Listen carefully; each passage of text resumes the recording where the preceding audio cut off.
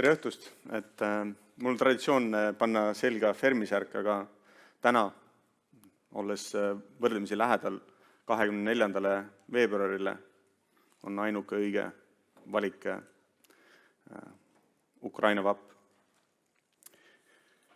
Ma alustan Fermi kõnet tõigast, et Enrico Fermi oli oma perega põgenik, nii nagu meil on Eestis täna kümneid tuhandeid põgenikke kurjuse eest. Ta oli põgenik Ameerika Ühendriikides fašistliku ja juudivaenuliku Mussolini diktatuuri eest. Ta töötas teadlikult USA Manhattani tuumarelva programmis, mille eesmärk oli anda vabale maailmale erakordne relvaeelis eelmise sajandi maailma kurjuse, Saksa natside ja Jaapani imperialismi ees. Selles programmis osalemine ei olnud Enrico Fermile lihtne otsus, sest ta teadis, kui purustav tuumarelv võib olla. Kuid lisaks hirmule on tuumarelv toonud ka maailmale, võib öelda, aidanud kaasa rahule suurjõudude vahel. Ja tõesti, tuumateaduse uuringud on tänu president Eisenhoweri Atoms for Peace algatusele aidanud kaasa puhta tuumaenergia levikule üle maailma. See oli, meenutame, kõik tuumaenergia tegelikult on Ameerika tehnoloogia. Kuid kurjus ja sõda pole maailmas kadunud. Kui Putin ründas 24. veebruaril 2022. aastal Ukrainat, oli tema algatatud sõda Ukraina vastu kestnud tegelikult juba 8 aastat. Kuid Venemaa rünnaku jõhkrus, kuritegelikkus, teadlik, planeeritud ja süsteemne tsiviilelanike piinamine, mõrvamine, pommitamine üle kogu Ukraina kuude kaupa, nädalast nädalasse on šokeeriv kogu tsiviliseeritud maailmale. Kuidas me siia jõudsime? Meie enda lääne rumaluse tõttu. Nord Stream ehk seesama odav Vene gaas oli Saksamaale, Hollandile, me näeme Mark Ruttet siin naeratamas, Austriale ja teistele erilistele Venemaa mõistjatele nii ahvatlev, et sulges silmad isegi Krimmi ja Donbassi okupeerimise kuritegudelt. Kahjuks Tomašil on õigus. Ka peale seda, kui Venemaa saab selles sõjas meie käest lüüa ja Ukraina käest lüüa, ei kao imperialism ja nende hoiak Venemaal kergesti. Ja ka Venemaa odava gaasi, jutumärkides odava gaasi ahvatlus ei kao ja nafta ahvatlus ei kao naljalt. See jääb olema.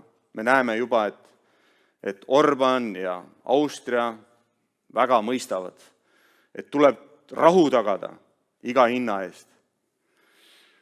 Teadagi, mis juttu nad räägivad. Fossiilkütuse tulusid Venemaale ja Euroopa sõltuvust saab lõpetada ainult ühel kindlal viisil. Täpselt sellel viisil, mis on Vattenfalli missioon. Fossiilivaba ühe põlvkonnaga. Meeldetuletuseks, ka kliimakriisiga on asjad tõesti halvasti. CO2 heitmed 2002. aastal taas tõusid, mitte ei langenud. Nii et tegelikult väljavaated, et me ka 2 kraadi temperatuuri soojenemise väldiksime selle sajandi lõpuks, need väljavaated on õhkõrnad. See ja Vene gaasi ahvatluse vältimine ja ka kliimakriisi hullemate mõjude vältimine on täielikult Eesti riiklike julgeoleku huvides. Eesti ja energia ja julgeolek on inimkonna ajaloos alati olnud seotud ja jääb alati seotuks olema. Alates sellest, kui peamine energiakandja oli inimene ja orjasid võeti sõjas selleks, et panna tööd tegema. Need olid energia.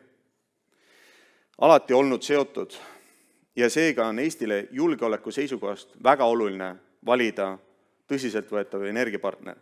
Nagu oleme 12 kuu jooksul korduvalt siin selle sõja raames näinud, kas või viimane tankide saaga, paremat julgeoleku ja energiapartnerit kui Ameerika Ühendriik, mis juhib vaba maailma, ei ole meie planeedil Eesti jaoks võtta. Ameerika tehnoloogia, olgu tarkvara, elektroonika, elektriautode või sõjanduse valdkonnas, on maailma parim.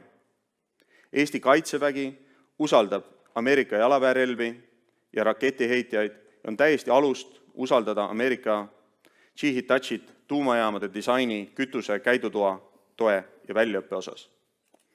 Fermienergia esmane eesmärk on tagada Eesti elektritarbijate soodsa ja stabiilse hinnaga elektrivarustuskindlus rohelise tuumaenergiaga võimalikult kiiresti ja ohutult. Meie valik Hitachi PWRX 300 võimaldab seda. Ainult stabiilse elektri hinnaga on võimalik ettevõtetel planeerida oma investeeringuid, asutustel eelarveid kartmata töökatkestusi, kartmata üle mõistuse inflatsiooni või teadmatust tuleviku ees. Tarbijad ei taha tootmise juhuslikkust, ei taha tegelikult hindade volatiilsust. Tarbijad tahavad kindlalt soodsat hinda ja Euroopa tuumaenergia aastakümnete kogemus tõendab, et see on soodne, samal ajal teenides omanikele väga head tootlust. Me soovime seda lahendust veelgi paremaks teha sellisel moel, et pakkudes tarbijatele 100% tuumaenergia pikaaegsete stabiilsete lepingute paketti nii äri- kui eratarbijatele, nii riigile kui avalik-õiguslikele asutustele ja omavalitsustele kõigis Eesti linnades ja maakondades. Sest me teame, et me saame pakkuda parimat hinda. Me saame pakkuda parimat hinda.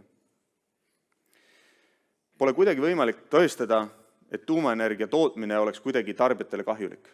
Vastupidi, juba täna on meil teravpuudus, ja sellest on korduvalt räägitud, kindlatest tootmisvõimsustest Baltikumis. Meenutame, et eelmisel aastal maksid Eesti tarbijad kokku 800 miljonit eurot rohkem kui aasta eelneval aastal elektrienergia eest. Ja riik maksis 200 miljonit eurot energiasubsiidiumeid. Seega on avalik huvi, et meil ei oleks selliseid šokke ja üldise hinnakasvu üllatusi, et hinnakasv on aastas 20%, nagu praegu on. Seega on avalik huvi, et meie energeetika annaks majandusele ja ühiskonnale kindlust, mitte ebakindlust. Hinnakindlust, mitte volatiilsust. Teiseks püüab Fermienergia neid eesmärke saavutada arvestades tuumaenergia keerukust ja komplekssust võimalikult kiiresti, kaasamaks selleks võimalikult rohkem arendajaid, rohkem kapitali, rohkem Eesti komponentide tarnajaid, rohkem personali. Meie valik Hitachi võimaldab seda. See nõuab koostööd Eesti sees ja rahvusvaheliselt. Tänan veel kord, eile õhtu tänan veel kord ja Sandor tänas, aga see on asjakohane, sest nagu ma eile õhtusöögil ka ütlesin, et Fermienergia tuumajaama rajamine on sama keeruline kui tuumajaam ise. See koosneb paljudest komponentidest. See ei ole ainult ettevõtte personal, nagu ütleme tuumareaktor, vaid see on kõik need komponendid ja teenused, mis on vajalikud selleks, et see tuumajaam töötab. Aga see ei vaja ainult nagu seda raudvara või riistvara, mida me näeme füüsiliselt seal, vaid see vajab ka teatud tarkvara, teatud mentaliteeti, teatud hoiakuid, mis on suunatud pikaajalisele ühiskonna teenimisele, teatud pikaajalisele stabiilsusele, pikaajalisele asjade läbimõeldusele. 9 korda mõõda, 1 kord lõika. Et lühiajalisus tuumaenergiaga kokku ei sobi. Lühiajaliselt tuumaenergiat ei saa, lühiajalist kasu tagajada tuumaenergiaga on mõttetu ja vastutustundetu. 3. eesmärk on kiirendada enda tegevuse ja partnerlustega Hollandis, Ukrainas ja ka mujal, mujast ei saa veel rääkida, väikereaktorite kasutusevõttu Euroopas, alandades seeläbi miljonite tarbijate kulusid, keskkonnamõju ja toetades üldist ühiskonna heaolu. tegutsedes koos kümnete standardsete PVRX 300 rajamisega, tõstame üheskoos ohutust, jagame kogemusi, alandame teineteise kulusid, suurendame investorite teadlikkust ja saavutame kokkuvõttes ühiseid eesmärke. Vaadates kokku, kui palju on täna kivisöe ja maagaasi tootmisvõimsusi ja meenutades Torbjörn Wahlborgi ja ka teiste kõnesid, et elektri tarbimine ise kahekordistub, ehk me ühtaegu peame sulgema fossiilse tootmisallikad, kindlad tootmisallikad, aga arvestades elektri tarbimise kasvu, on meil täiendavalt kindlaid tootmisallikaid, mis öösel tagavad elektriautode laadimise, on topelt sisuliselt juurde vaja. Seda arvestades on Euroopas jämedalt 30 aastaga vaja kuskil suurusjärk 300 sellist jaama, aga erinevate lippudega. Need eesmärgid on loomulikult väga raskesti saavutatavad. Aga meenutame, Prantsusmaa 20 aastaga sisuliselt rajas 50